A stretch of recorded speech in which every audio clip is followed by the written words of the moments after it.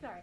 Everyone's abandoning ship here. So. No, you To need go to go back, with it. I kind of want to bounce off of what Senator Fast had said, which was to do something like this, like takes away the comedy of the Senate, how it works together. And if this is your concern that Senator Schumer would do this if they got the majority, don't you think it's predicated upon the fact that Republicans right now are pushing through a Supreme Court justice and taking away some of those norms that you do have? And secondly, to follow that, there actually isn't a plan right now by Senator Schumer. They said options on the table, but there's no plan. There's no nothing. This is not a thing.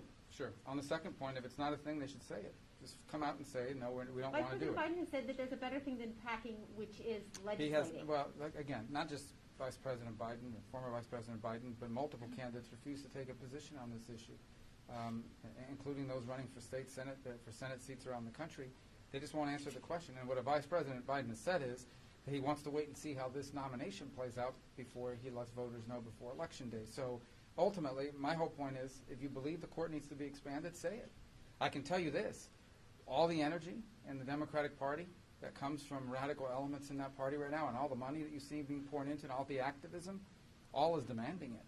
So I filed this 1.5 years ago, before there was a vacancy for this seat, before Judge Barrett was being considered by this.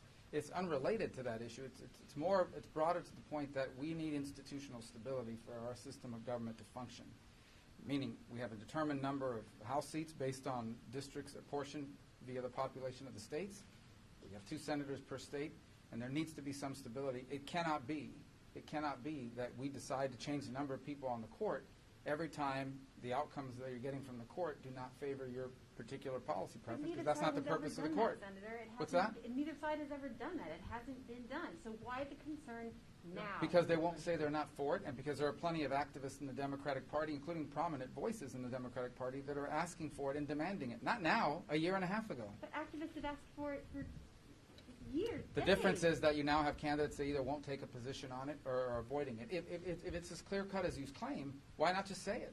Why can't they just say, we will not do this? Well, I say let's give them a vote. Let's put it up for a vote before we leave here, after the vote on the confirmation, and let's put everybody on the record to state whether they're for it or not. It'd be pretty simple. If your questioning is right, if your predicate is correct, that no one's proposing this, no one's considering it, then they can put that on the record and they can vote, and it would exemplify that position.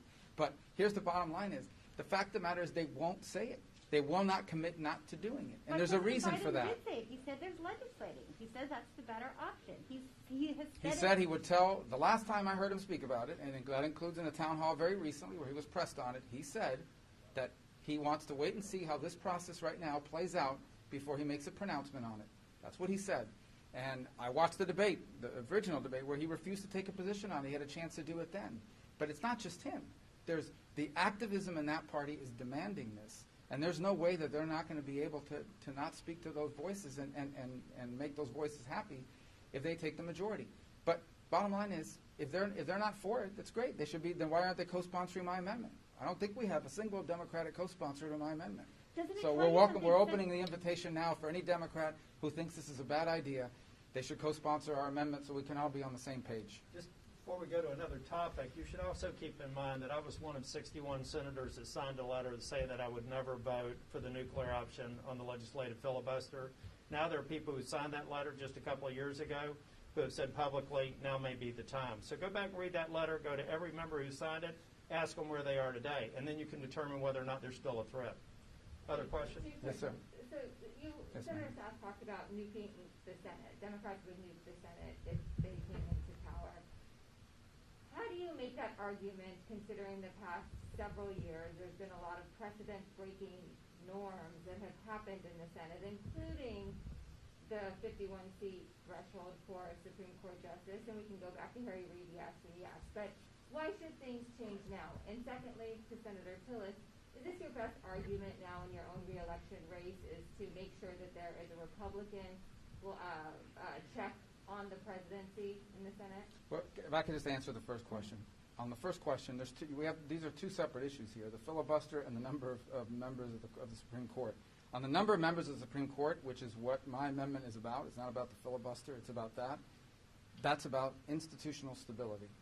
On the issue of the filibuster, look, I thought it was a terrible thing for Harry Reid to do what he did, and I thought it was unfortunate for the Senate that it followed up by ultimately becoming the Supreme Court as well. But that speaks to the decay of the institution and the way we behave now. Going back 20, 25 years, you had controversial nominations, but they didn't get filibustered. They still got their votes. That has changed. The nature of our politics has changed the Senate.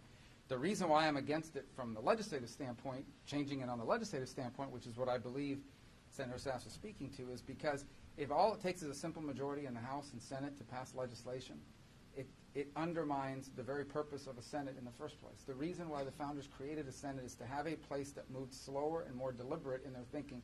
And that's why I've never signed on to any, even listen, I'll admit to you that anytime you're on the losing side of issues, the losing side argues, let's get rid of the filibuster, because we have people on our side, on the activists, that say, get rid of the filibuster. But what I explain to people, and ultimately what I hope everybody understands, is that the reason why the system was designed this way is because the Senate was intended to be a place that slowed things down, because they knew that sometimes the passions of the moment would overcome the politics and you'd end up making bad decisions. The filibuster is an expression of that. It is a Senate rule. It can be changed, but it is a Senate rule that's very different. I think it's important, but it's very different from the number of justices on the court.